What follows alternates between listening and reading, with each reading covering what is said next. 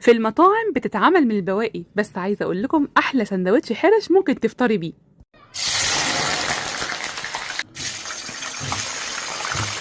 يعني انت كده يا دينا بتقولي لنا ما تاكلوش في المطاعم عشان بتتعمل من البواقي؟ لا يا جماعه، مش كل حاجه باقيه بتبقى وحشه. احنا ممكن نحمر شويه بطاطس عندنا في البيت ويتبقى منهم حبه، ايه المشكله لما نشيلهم في كيس كده ونحطهم في الفريزر؟ زي ما بقولك حطيهم في الفريزر وما تخافيش. لما تيجي تعملي المسقعه طلعيهم وحطيهم في المسقعه، واتفرجي على احلى واجمل مسقعه هتاكليها. كمان الفلفل لو انتي حمرتيه، والبتنجان لو انتي حمرتي كتير، او مثلا بقى عندك كتير وعايزه تعملي مسقعه، شيلي الحاجات دي في علبه في الفريزر او في كيس تلاجة في الفريزر وطلعيه واعملي احلى مسقعه.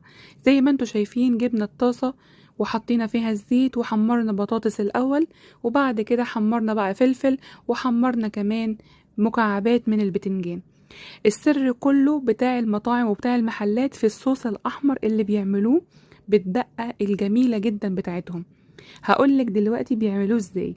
سهل جدا جدا يا جماعة، وعايزة اقول لكم ان سندوتش المسقعة في المطاعم بجد له طعم حلو قوي. لما بنكون كده بعد الظهر كده وعايزين ناكل حاجة حلوة وطعمها حلو، بنجيب السندوتش ده. والسندوتش ده غالي جدا دلوقتي. تعالوا بقى على قديم، وهات الحلة كده الألمونيوم وتعالي حطي فيها شوية زيت خفاف جدا، وانزلي كده بمعلقة كبيرة من الثوم، وسيبيها بقى تتشوح شوية كده مع نفسها، بس تقلبي كده كويس.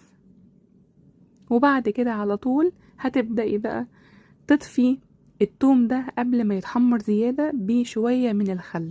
وبعد كده هتنزلي بتوابل كمون وكزبرة وشوية ملح، وبس كده. زي ما انتوا شايفين على طول بقى نكون محضرين عصير طماطم في الخلاط، وننزل على طول بعصير الطماطم ده. كمان لو انت عايزة تضربي مع الطماطم فلفل احمر، اضربي كمان فلفل احمر مع الطماطم، هتفرق برضو معاكي قوي. في نوع تاني من المسقعة بتتعمل في المطاعم برضو بنفس الطريقة بس بالبصل. ان شاء الله لو الوصفة دي عجبتكم هقول لكم برضو اللي بتتعمل بالبصل بتتعمل ازاي، لان برضو ليها طريقة.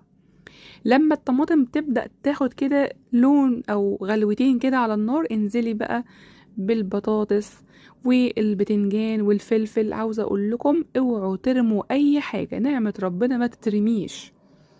والله لو اقول لكم ان احلى سندوتشات ممكن تاكليها كده وتسند معاكي وتسد معاكي كده وقت طويل هي المسقعة. شوية البتنجان كده على البطاطس.